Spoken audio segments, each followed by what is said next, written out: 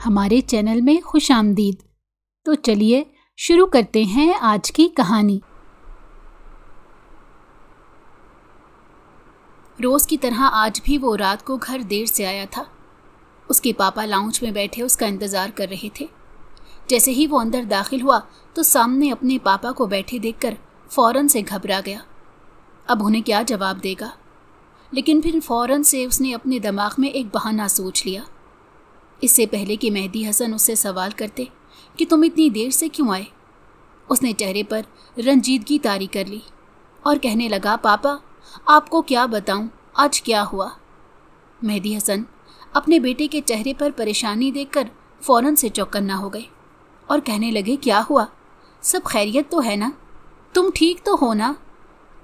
ज़ारून अहमद ने मज़ीद अपने लहजे को अफसुर्दा बनाकर कहा, मेरे एक बहुत ही अच्छे दोस्त का एक्सीडेंट हो गया था।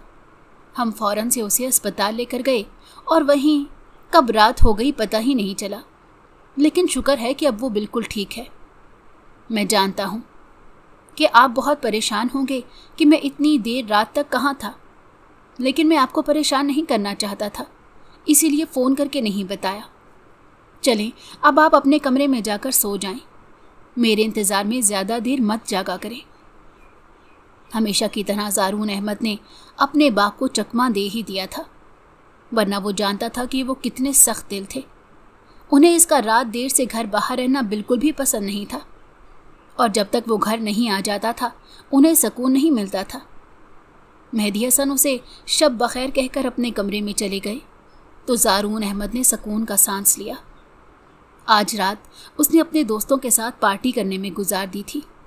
उसका एक दोस्त हायर स्टडीज़ के लिए बाहर मुल्क जाने वाला था, इसीलिए वो सब उसके साथ थे। उन्होंने एक साथ पार्टी करने का इरादा किया था।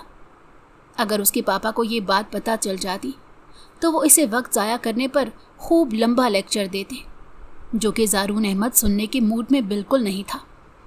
वो काफ़ी थक चुका था, इसीलिए उठकर अपने कमरे की तरफ चला आया। एक बार मोबाइल ऑन करके टाइम देखा तो मोबाइल की स्क्रीन पर चमकती एक तस्वीर देखकर उसके लबों पर बेइख्तियार मुस्कुराहट दौड़ गई।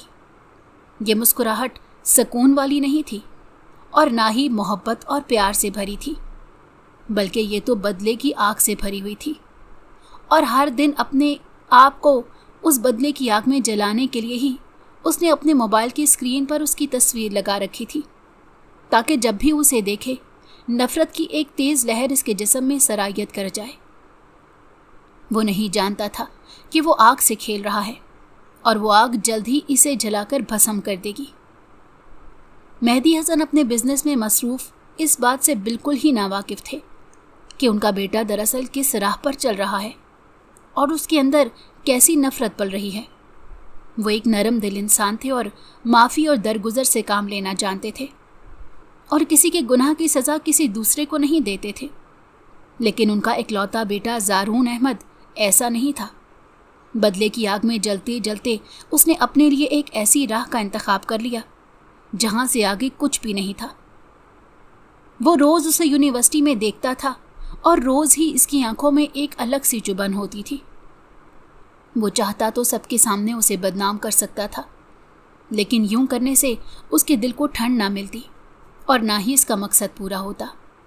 वो सिर्फ एक दिन के लिए बेइज्जत होती। वो तो उसे पल पर तड़पाना चाहता था और उसके ख़ानदान को एक अनदेखी आग में झोंकना चाहता था। अपने इरादों को मजबूत करते वो बिस्तर पर आकर लेट गया। लेटने से पहले उसकी आंखों में हमेशा की तरह एक मुस्कुराती हुई तस्वीर छा गई, उस इंसान की तस्वीर जिससे उसे सबसे ज़्यादा मोहब्बत थी। उसने सुकून से अपनी आंखें बंद की और गहरी सोच में चला गया, लेकिन ख्वाब में उसे फिर से वही चीखें सुनाई दी, वही बेबसी भरी चीखें। उसने नींद से उठकर अपने कानों पर हाथ रख लिया। वो उन चीखों को नहीं सुनना चाहता था। रोज़ाना रात को उसके साथ ऐसे ही होता था। कई सालों से वो इस बेख्वाबी का शिकार था। उसने साइड दराज से नींद की गोलियां निकाली और 2 गोलियां एक साथ फांक ली। हालांकि उसे उसके डॉक्टर ने सख्ती से कहा था कि सिर्फ 1 गोली खाना, वो भी अगर सख्त ज़रूरत पड़े, लेकिन उनके बिना वो सो नहीं पाता था। दवाई खाकर वो लेट गया और सोने की कोशिश करने लगा, थोड़ी ही देर में दवाई के ज़हरी असर उसे नींद आ गई। सुबह उसकी आंख अलार्म की आवाज़ से खुली थी। रोज़ाना 7 बजे उसका अलार्म बजता था। उसने मूंदी मूंदी आंखों से मोबाइल उठाकर अलार्म बंद किया। थोड़ी देर ऐसे ही बिस्तर पर लेटा रहा और फिर फ्रेश होने चला गया। मेहदी हसन उससे 1 घंटा पहले ही उठ जाते थे। वो नाश्ता करके बैठे अखबार पढ़ रहे थे। ज़ारून अहमद के उठ जाने पर वो ऑफिस चले जाते और फिर शाम को वापस आते। सालों से उनका यही रूटीन था। इन दोनों के बीच ज़्यादा बात नहीं हो पाती थी, क्योंकि वो जानते थे कि जब भी बात होगी वो तल्ख यादें एक बार फिर से उनके दरमियान आ जाएंगी। वो यादें और वो चीखें जो ज़ारून अहमद को सोने नहीं देती थी। वो तैयार होकर बाहर आया तो देखा कि उसके पापा नाश्ते की टेबल पर बैठे उसी का इंतज़ार कर रहे थे। उसे आते देखकर कहा, आओ आओ, कैसे हो? अच्छे से सो तो गए ना? हाँ पापा, मैं ठीक हूँ, बस अपने दोस्त के बारे में ही सोच रहा था। उसने खुद से भी इस बारे में बात शुरू कर दी ताकि उसके पापा कोई गैर मामूली सवाल ना करें। फिर नाश्ता करने लगा। उसके पापा उठकर उसे बाय बोलकर चले गए। नाश्ता करने के बाद वह यूनिवर्सिटी के लिए तैयार हुआ और अपनी गाड़ी निकालकर यूनिवर्सिटी चला आया। उसके दोस्त बैठे उसी का इंतज़ार कर रहे थे। इनका पूरा ग्रुप था जिसमें 6 लड़के थे और वो सारे हाई सोसाइटी के थे, लेकिन ज़ारून अहमद से ज़्यादा बिगड़ा हुआ कोई भी नहीं था। वैसे तो वो किसी गलत आदत का शिकार नहीं था, लेकिन फरियाल से उसे शदीद तरीन नफ़रत थी। वो इसकी शक्ल भी देखना नहीं चाहता था, बल्कि इसकी ज़िंदगी को अजाब में मुब्तला करना चाहता था। वो लोग एक ही यूनिवर्सिटी में पढ़ते थे और दोनों के डिपार्टमेंट भी एक साथ ही थे। वो अपनी मखसूस जगह पर आकर बैठ गया। रोज़ाना फरियाल यहीं से गुजरकर अपने डिपार्टमेंट में जाती थी। जाते जाते वो एक निगाह ज़रूर ज़ारून अहमद पर डालती। वो जानती थी कि ज़ारून अहमद उससे शदीद तरीन नफ़रत करता है, लेकिन उसके दिल में ऐसी कोई नफ़रत नहीं थी, बल्कि उसे तो ज़ारून अहमद से कोई भी लेना देना नहीं था। माजी में जो कुछ हुआ था उसके बाद तो इनके ताल्लुकात उस फैमिली से मुकम्मल तौर पर टूट गए थे। जो हुआ था वो उस पर शदीद शर्मिंदगी का शिकार थी, लेकिन इसमें उसकी कोई गलती नहीं थी। वो जानती थी कि उनका नुकसान नाकाबिले तलाफ़ी है, मगर ज़ारून अहमद उससे नफ़रत क्यों करता है, इस बात का जवाब वो कभी भी नहीं जान पाई। हालांकि वो अच्छे से इस बात से वाकिफ़ था कि वो मुकम्मल तौर पर बेकसूर थी।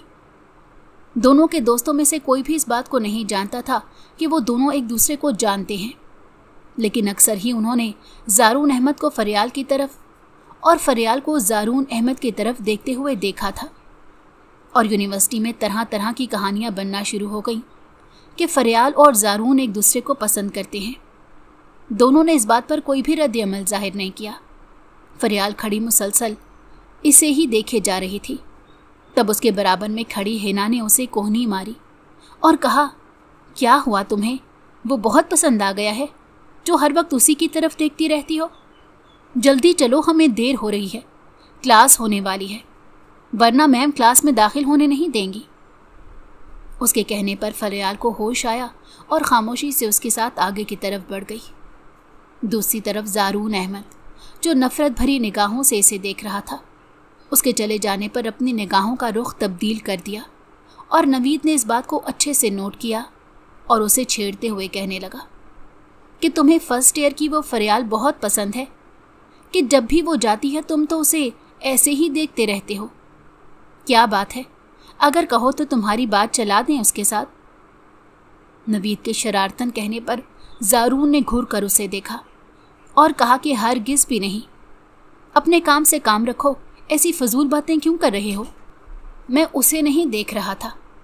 ये कहकर वो वहाँ से उठकर आगे बढ़ गया, लेकिन नवीद बाज ना आया और पीछे से कहने लगा कि हाँ हाँ, रोज़ तुम किसी और चीज़ को देख रहे होते हो ना, वो भी सिर्फ उस वक्त जब फरियाल वहाँ से गुजर रही होती है। हमें सब पता है, छुपाने की ज़रूरत नहीं है, हम तुम्हारे दोस्त हैं। उसकी बात सुनकर ज़ारून अहमद के दिल में एक दर्द सा उठा। वो उसे क्या बताता कि वो फरियाल को किस लिए देखता है। नवीद को जवाब दिए बिना वो वहाँ से चला गया। क्लास ख़त्म हो जाने के बाद उन दोस्तों का प्लान था कि कि हम कहीं बाहर खाना खाने जाएंगे। इसीलिए वो लोग एक साथ लॉबी में जमा हो गए। उसी वक्त उसकी निगाह दूर खड़ी फरियाल पर पड़ी। आज वो अकेली थी। हमेशा की तरह उसकी दोस्तें उसके साथ नहीं थी। उसने अपने दोस्तों से कहा, तुम लोग जाओ, मैं कुछ भूल आया हूँ, लेकर अभी आता हूँ। उसके दोस्त जैसे ही वहाँ से निकले, वो तेज़ी से फरियाल की तरफ आया। फरियाल उसे अपनी तरफ आते देखकर घबरा गई। उसके करीब आकर ज़ारून अहमद ने दबे दबे लहजे में उससे कहा, कोशिश किया करो, मुझे कम से कम नज़र आओ, वरना मैं तुम्हारा हशर बिगाड़ दूंगा। ये कहकर वो वहाँ से चला गया। ऐसा पहली बार हुआ था कि फरियाल को उसने आकर धमकी दी थी। वो अपनी जगह जम कर रह गई थी। उसने कभी सोचा भी नहीं था कि वो इतनी हिम्मत जुटाएगा। उस दिन घर वापसी पर बार बार उसके दिमाग में ज़ारून अहमद की कही गई बात दौड़ रही थी। वापस आकर उसने अपनी बहन से जब इस बात का जिक्र किया तो वो भी परेशान हो गई और कहने लगी कि तुम्हें किसने कहा है कि उसकी बात सुनो, उसके आसपास मत रहा करो। आपी, मैं उसके पास कब गई, वो खुद मेरे पास आया था। उसके झुंझुलाकर कहने पर फराह ने परेशानी से उसकी तरफ देखा और कहा कि मैं नहीं जानती कि आगे क्या होगा, लेकिन ये बात तो तय है कि ज़ारून अहमद हमसे शदीद नफ़रत करता है और वो हमें नुकसान पहुंचाने से बाज नहीं आएगा। लेकिन देखो, इस बात का जिक्र घर में किसी के सामने मत करना, वरना माँ बाप परेशान हो जाएंगे। पहले ही वो इस हादसे की वजह से परेशान है और उनकी तबीयत हमेशा ख़राब रहती है। हमें बहुत ही एहतियात से काम लेना होगा। कोशिश किया करो कि यूनिवर्सिटी में अकेले मत रहा करो, अपनी दोस्तों के साथ रहा करो। हम और कुछ भी नहीं कर सकते। फरा के समझाने पर उसने खामोशी से सर हिला दिया, लेकिन वो ज़ारून अहमद का पुरतपिश लहजा और उसकी निगाहें अपने दिमाग से निकाल ही नहीं पा रही थी। कब वो इसे नुकसान पहुंचा दे वो नहीं जानती थी। दूसरी तरफ ज़ारून अहमद, जिसने आज पहली बार फरियाल को मुखातिब किया था, वो भी नफ़रत भरे लहजे में एक बार फिर से अपनी नफ़रत की आग में झुलस रहा था। घर वापस आया तो खिलाफ़े मामूल मेहदी हसन उससे पहले ही घर पहुंच चुके थे। हालांकि वो शाम से पहले नहीं आते थे। वो तेज़ी से उनकी तरफ आया और कहने लगा, पापा, आपकी तबीयत तो ठीक है ना? क्या हुआ? खैरियत है? आप इतनी जल्दी क्यों आ गए? मेहदी हसन ने उसको परेशान देखा तो कहने लगे, नहीं नहीं, परेशानी की कोई बात नहीं, बस आज गांव जा रहा हूँ। अम्मा का फ़ोन आया था, बस इसीलिए मैं जल्दी आ गया। तुम भी तैयार हो जाओ। क्या मैं भी? उसने हैरत से कहा। तो मेहदी हसन ने उसके सर पर हाथ रखा और कहा कि हाँ बेटा, तुम भी। इतना अरसा हो गया है तुम वहाँ नहीं गए, लेकिन अब मैं चाहता हूँ कि तुम वहाँ जाओ, मेरी खातिर ही सही, लेकिन तुम मेरे साथ वहाँ चल लो। अपने पापा के कहने पर वो हार गया और कहने लगा, ठीक है, वरना वो वहाँ कभी नहीं जाना चाहता था। वो सब उसे एक बार फिर से याद आ जाता, लेकिन अब उसे जाना ही पड़ रहा था। वो ऊपर आया और एक बैग में अपना सामान बांधा। उसके पापा ने कहा था कि हम 2 से 3 दिन वहाँ रहेंगे। उसने इस हिसाब से अपनी चीज़ें पैक की और अपने दोस्तों को एक मैसेज कर दिया कि मैं पापा के साथ गांव जा रहा हूँ। मेहदी हसन पहले से तैयार बैठे थे। वो दोनों एक साथ गांव की तरफ निकल गए। वो ड्राइव कर रहा था। जब उन जाने पहचाने रास्तों की तरफ गाड़ी डाली तो उसकी आंखें सुलगने लग गईं। मेहदी हसन उसकी तरफ देख रहे थे। वो जानते थे कि उसके अंदर कैसी तपिश लगी है। उन्होंने इसके हाथ पर हाथ रखा और दिलासा दिया कि वो सब भूल जाओ ज़ारून अहमद। ज़ारून अहमद चटक कर बोला, पापा, मैं वो सब नहीं भूल सकता, कभी भी नहीं भूल सकता हूँ। उसकी चीखें मुझे रात को सोने नहीं देती और आप मुझे कह रहे हैं कि मैं भूल जाऊं। मेहदी हसन ने एक गहरी सांस ली। वो जानते थे कि इस हादसे ने ज़ारून पर बहुत बुरा असर छोड़ा है। वो एक लंबा अरसा साइकोलॉजिस्ट के पास उसे लेकर जाते रहे थे। ज़ारून ने गाड़ी की स्पीड तेज़ कर दी। जब भी वो झुंझलाहट का शिकार होता था ऐसा ही करता था।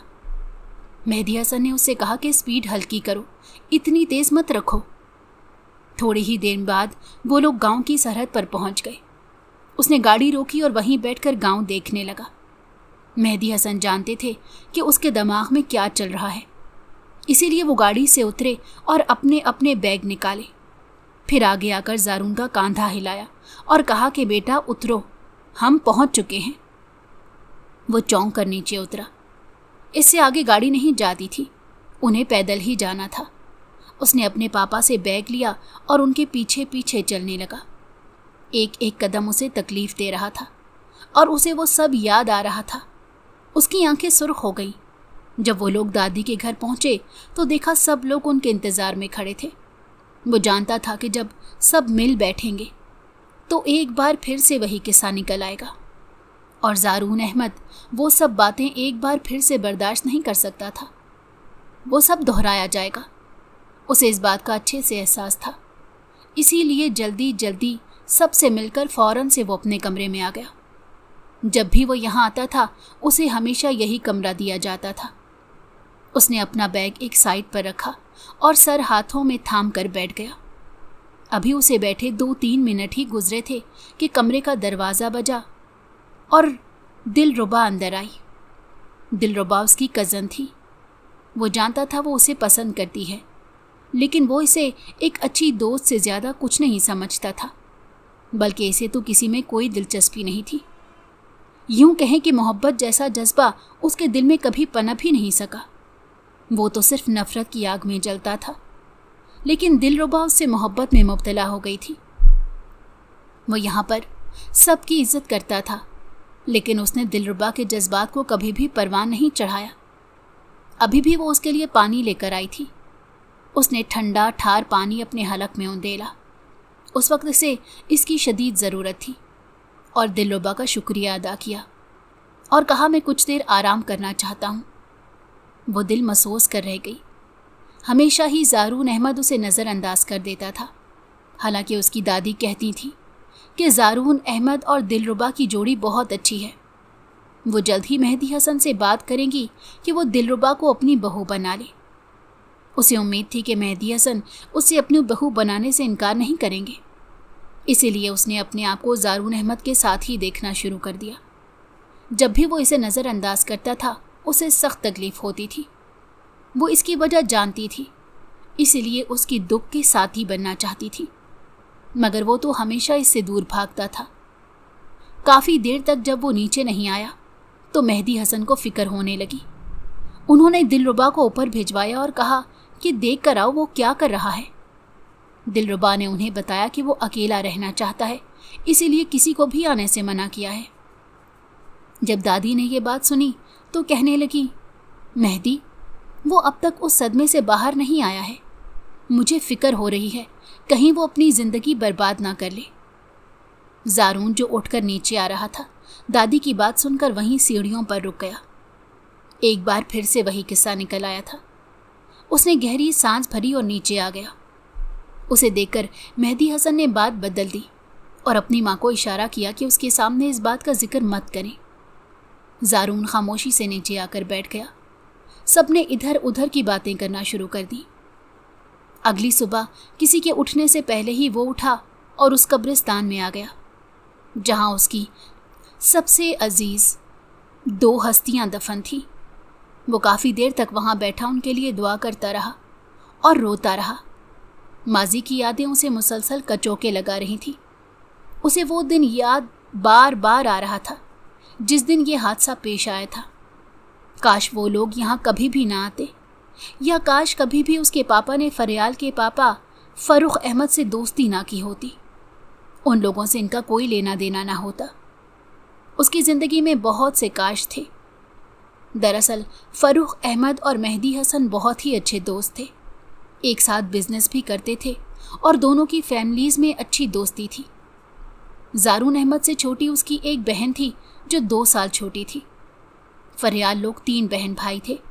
फरियाल का बड़ा भाई जो काफ़ी बिगड़ा हुआ था, ज़ारून उसे बिल्कुल भी पसंद नहीं करता था और फरियाल के पापा भी हमेशा उसकी हरकतों की वजह से परेशान रहते।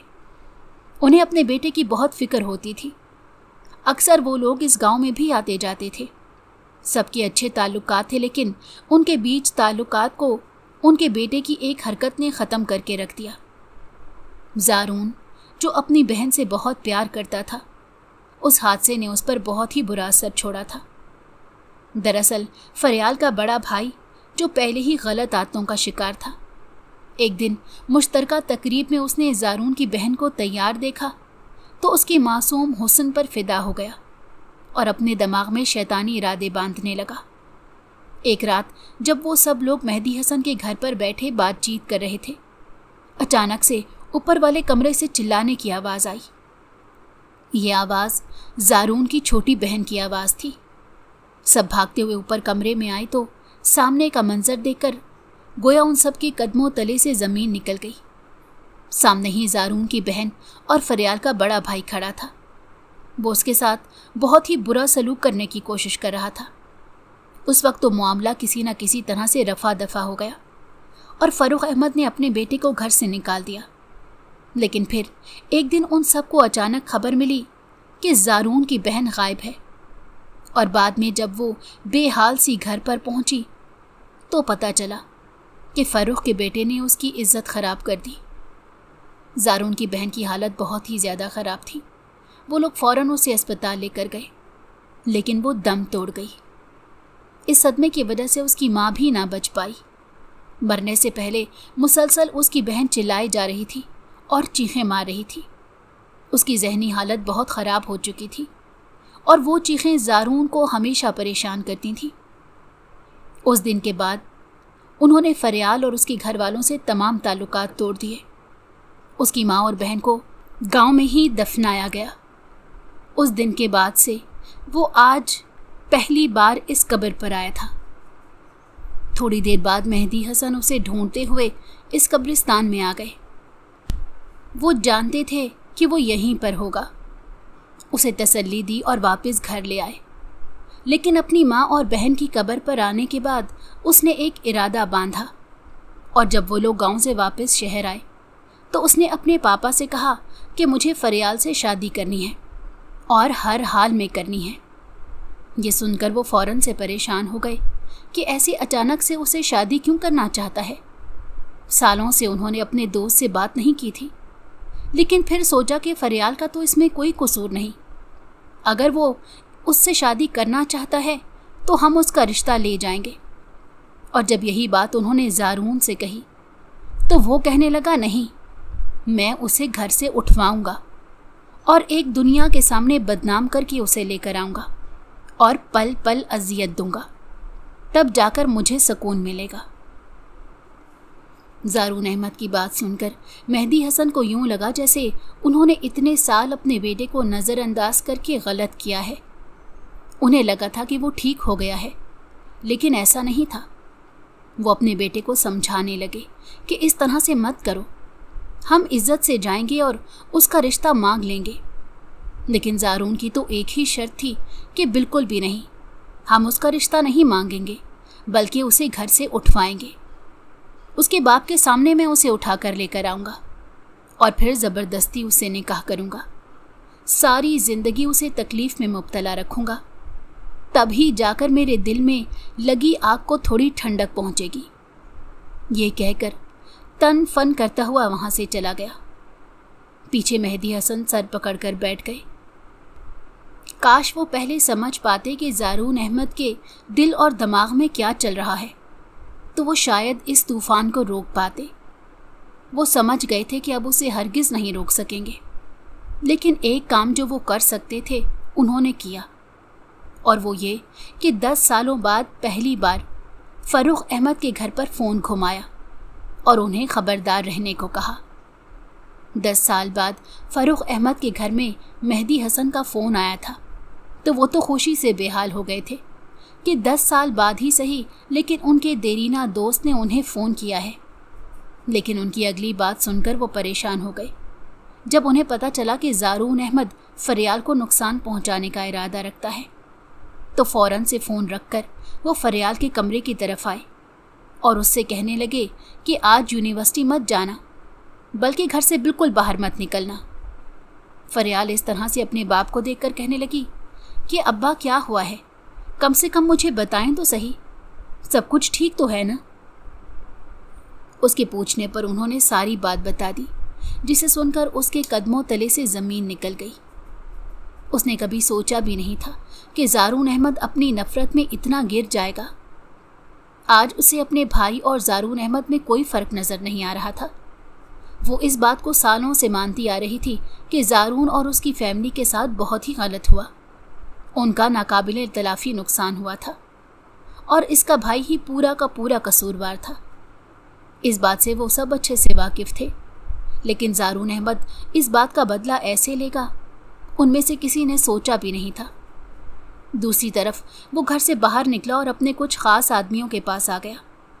उन्हें पैसे वगैरह दिए और कहा, कल जैसे ही फरियाल यूनिवर्सिटी से बाहर आएगी, तुम लोगों ने उसे अगवा करके मेरे फ्लैट पर पहुंचा देना है। बस यही काम है, लेकिन ध्यान रखो, लड़की को कोई नुकसान नहीं पहुंचना चाहिए। उसने सख्ती से हिदायत की तो उसके आदमियों ने, जिन्हें सिर्फ और सिर्फ पैसे से गर्ज थी, हाँ में सर हिला दिया। वो सारा बंदोबस्त करके घर वापस आ गया। मेहदी हसन परेशान थे कि वो क्या करेगा, लेकिन उसने कोई जवाब नहीं दिया। एक तरह से वो मुतमईन भी थे कि फरियाल यूनिवर्सिटी नहीं गई, लेकिन अगर वो वहाँ पहुँचकर उन्हें नुकसान पहुँचाकर उसे ले आया तो वो क्या करेंगे? परेशानी की वजह से उनका ब्लड प्रेशर बढ़ता जा रहा था और उन्हें कुछ भी समझ नहीं आ रहा था कि वो क्या करें। ज़ारून अहमद तूफ़ान की तरह आया और वापस चला गया। वो अपनी कुछ ज़रूरी चीज़ें लेने आया था। उसका इरादा सीधा फ्लैट पर जाने का था। उसे इंतज़ार था कि कब उसके आदमी उसे इत्तला देंगे कि उन्होंने फरियाल को उठा लिया है। तकरीबन 2 घंटे बाद उसके नंबर पर उसके एक आदमी की कॉल आई। इसने फ़ौरन से फ़ोन उठाया और झट से सवाल किया कि काम कर दिया है? तो जवाबन उस आदमी ने मुस्कुराते हुए कहा, हाँ बिल्कुल, आपका काम हो गया है। हम लड़की को लेकर आपके फ्लैट पर आ रहे हैं। थोड़ी देर बाद वो चारों उसके फ्लैट पर आ गए। चादर में लिपटी लड़की को उसके हवाले किया और अपनी बाकी की रकम लेकर वहाँ से चले गए। सर से पांव तक काली चादर में लिपटी फरियाल को देखकर ज़ारून अहमद खबासत से मुस्कुरा उठा और कहने लगा, आज मेरा बदला पूरा हो जाएगा। चादर में लिपटी लड़की घबरा गई। उसने अपना चेहरा भी ढांप रखा था। ज़ारून ने उसे वहीं छोड़कर कुछ फ़ोन वगैरह करने लगा। वो जानता था कि वो इतनी डरपोक है कि यहाँ से भागने का सोचेगी भी नहीं। जब उसने सारा इंतज़ाम कर लिया तो उसके पास आकर कहने लगा, थोड़ी देर में हमारा निकाह है और मुझे किसी तरह की बदमज़गी नहीं चाहिए। खामोशी से निकाह नामे पर साइन कर देना, वरना साइन करवाना मुझे अच्छे से आता है। वो उसे धमकी देकर चला गया। थोड़ी देर बाद ही निकाह ख्वां के साथ कुछ गवाहान वगैरह अंदर आ गए। ज़ारून के कुछ दोस्त भी शामिल थे जो आखिरी वक्त में मदऊ किए गए थे। आखिरी वक्त में ही ज़ारून अहमद ने उन्हें इत्तला दी थी कि मैं निकाह कर रहा हूँ। वो हैरत का शिकार भागे भागे यहाँ चले आए थे। ज़ारून ने उन्हें बता दिया था कि मैं फरियाल से निकाह कर रहा हूँ, जिस पर नवीद ने मायने खेजी से उसकी तरफ देखते हुए कहा कि देखा, मैंने पहले ही कहा था कि तुम दोनों के बीच कुछ चल रहा है, लेकिन तुम छुपाने की कोशिश करते थे। लेकिन इश्क और मुश्क तो छुपाए नहीं छुपते। ज़ारून ने नवीद के कंधे पर हाथ मारा और कहा कि इस वक्त मैं मजाक में मूड में बिल्कुल भी नहीं हूँ। फिर निकाह शुरू हुआ। वो अंदर बैठी हुई थी। वो इसके पास निकाहनामा लेकर आए और उस पर दस्तखत करने को कहा। वो सब लोग उसके इर्द गिर्द जमा थे और मुसलसल दबाव डाल रहे थे, इसीलिए वो घबरा गई और फ़ौरन से दस्तखत कर दिए। ज़ारून अहमद ने बिना दस्तखत देखे फ़ौरन से निकाहनामा बंद करके रख दिया। अपने दोस्तों से कहा कि अब तुम लोग चले जाओ, मुझे यहाँ पर कोई भी नहीं चाहिए। जब उसके दोस्त वगैरह चले गए तो उसने फ्लैट का दरवाज़ा बंद किया। उसका दिल बहुत ही सरशार था। जो कुछ उसने किया था अपनी नफ़रत में ही किया था। उसे लग रहा था कि आज मैं अपने सारे बदले ले लूँगा। वो फरियाल को अपनाने का कोई इरादा नहीं रखता था, बल्कि उसे पल पल तड़पाने का इरादा रखता था कि उसे पता चले कि तकलीफ़ क्या होती है। जो कुछ उसके भाई ने किया था वो उससे भी बदतर इसके साथ करना चाहता था। मैंने तो फिर भी निकाह करके उसे अपने साथ रखा है। वो दिल ही दिल में अपने आप को तसल्ली दे रहा था और ख़ुद पर बहुत ही फ़ख्र कर रहा था। आज से फरियाल ज़ारून अहमद तुम्हारी बर्बादी के दिन शुरू। दिल में अज़म बांधता हुआ वो कमरे के अंदर आया जहाँ पर चादर में लिपटी लड़की कांप रही थी। एक मुस्कुराहट ने ज़ारून अहमद के लबों का अहाता किया। वो यही सब तो देखना चाहता था, बेबसी, अहानत और तकलीफ़ का एहसास। वो इसके करीब आया और उसकी चादर खींचकर उतारी। चादर उतरते ही उसके सामने जो चेहरा आया उसे देखकर ज़ारून अहमद पर गोया एक क़यामत गुजर गई। दिलरुबा, तुम? उसने शदीद तरीन हैरत में मुब्तला होकर कहा। उसके सामने बैठी दिलरुबा घबराते हुए कहने लगी, जी, ये मैं हूँ। आपके बंदों ने मुझे ही उठाया था। अचानक से वो लोग उठाकर मुझे यहाँ ले आए। लेकिन ज़ारून अहमद, मुझे समझ नहीं आया कि तुम मुझे यहाँ क्यों उठा कर लाए हो। तुमने इतना भी ख्याल नहीं रखा कि मैं तुम्हारे ख़ानदान की इज्जत हूँ। तुमने सोचा है कि अगर तुम्हारे पापा या दादी माँ को पता चल गया तो क्या होगा? तुम कैसे इंसान हो? इतने गिरे हुए कब से हो गए? वो मुसलसल गुस्से में बोले जा रही थी। नहीं दिलरुबा, ऐसी कोई बात नहीं। वो मैं तो दरअसल किसी और को उठाना चाहता था। पता नहीं चला कि ये तुम हो। ज़ारून अहमद हकलाते हुए लहजे में कह रहा था। दिलरुबा ने हाथ उठाकर उसे खामोश करवाया और कहा कि हाँ, मैं अच्छे से जानती हूँ तुम फरियाल को उठाना चाहते थे, लेकिन क्यों? क्या तुम अब तक अपने दिल में वैसे ही नफरत रखे हुए हो और इस चीज़ का बदला उस मासूम से क्यों ले रहे हो जिसमें इसका कोई कसूर ही नहीं? आखिर तुम इतने गिरे हुए कब से हो गए कि किसी के घर की लड़की को इस तरह से उठवा लो? दिलरुबा के कहने पर वो चिल्ला उठा और कहने लगा, मैं बिल्कुल भी गिरा हुआ नहीं हूँ। मैंने जो किया वो बिल्कुल सही है। उसे इस बात की सज़ा मिलनी ही चाहिए। वो सब लोग रहम के काबिल नहीं हैं। मुझे उन सब से शदीद तरीन नफ़रत है। मैं कभी भी उन्हें हंसता मुस्कुराता नहीं देख सकता। बर्बाद करके रख दूंगा उन सबको। वो शदीद नफ़रत भरे लहजे में बात कर रहा था। उसके लहजे में मौजूद सख्ती देखकर दिलरुबा अपनी जगह जम कर रह गई। फिर वो आगे बढ़ा और बोला, चलो मैं तुम्हें घर ले चलूं, लेकिन तुम घर जाकर पापा को कुछ नहीं बताओगी। ये सब गलत फहमी की वजह से हुआ है। उसे अपने आदमियों पर गुस्सा आ रहा था जिन्होंने बिना देखे लड़की उठा ली और उसका सारा का सारा प्लान ख़राब कर दिया। दिलरुबा उसके साथ जाने को तैयार नहीं थी, मगर वो ज़बरदस्ती उसे साथ लेकर घर आ गया। मेहदी हसन, जो परेशानी से इधर उधर टहलते उसका इंतज़ार कर रहे थे, उसे दिलरुबा के साथ अंदर आते देखकर सुकून का सांस भरा।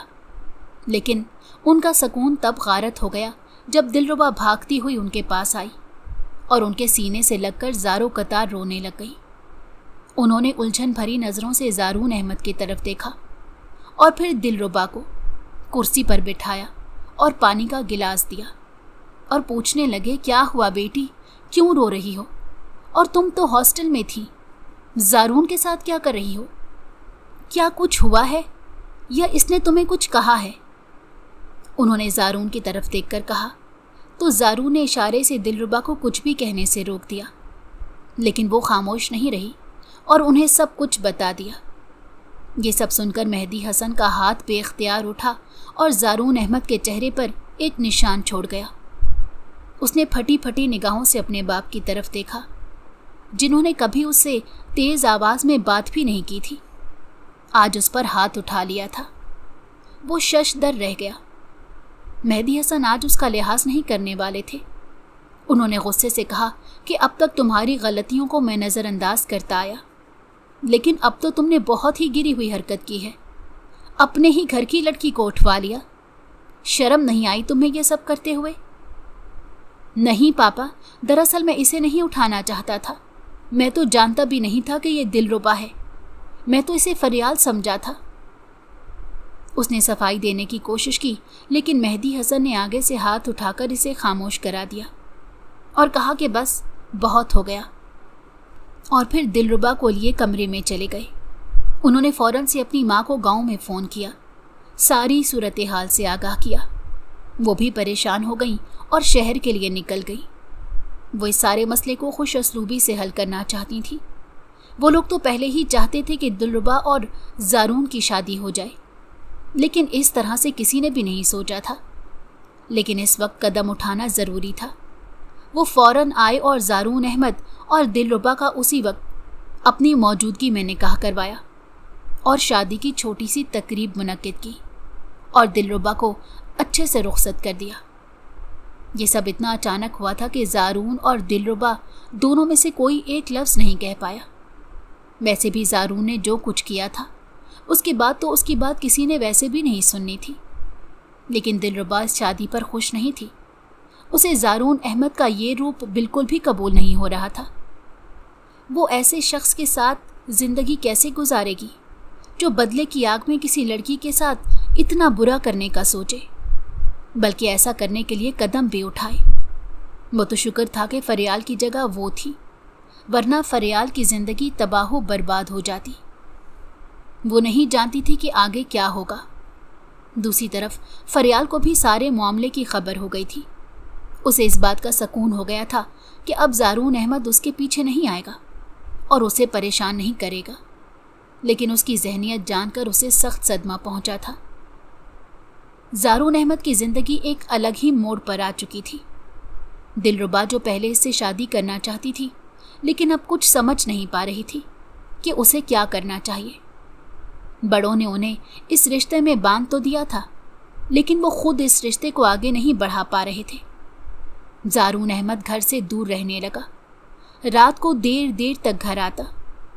लेकिन एक दिन मेहदी हसन ने उसे अपने पास बिठाया और कहा कि बस बहुत हो चुका है, तुम इस लड़की के साथ बहुत ही गलत कर रहे हो।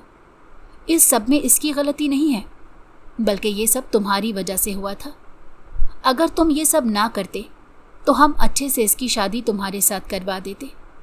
हम सब की यही ख्वाहिश थी, लेकिन अब तुम्हारी वजह से सब कुछ बर्बाद हो गया।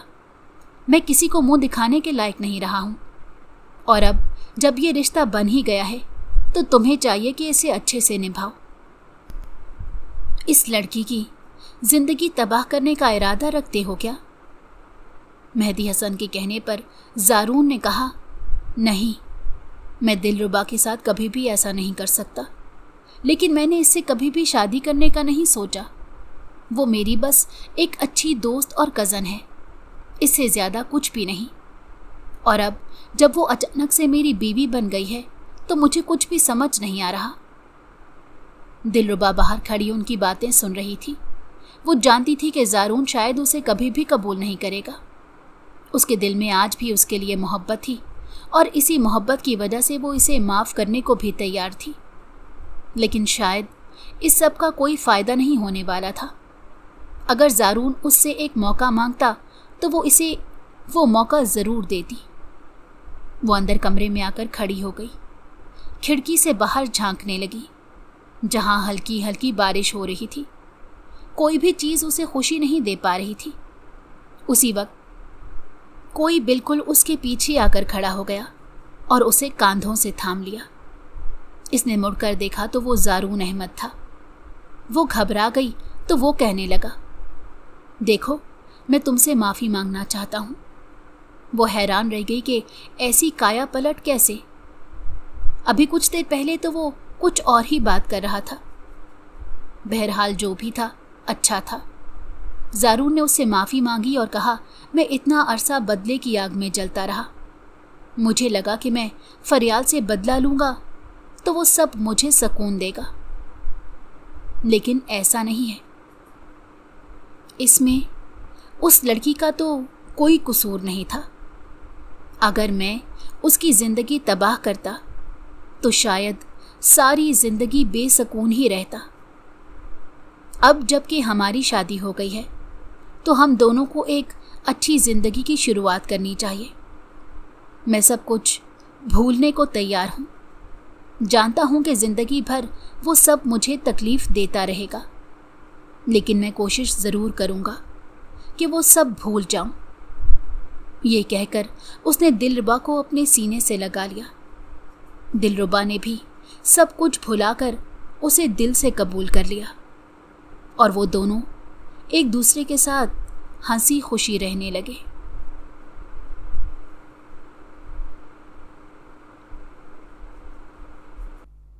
अगर आपको हमारी कहानी पसंद आई हो तो हमारे चैनल को लाइक करें और सब्सक्राइब कर दें।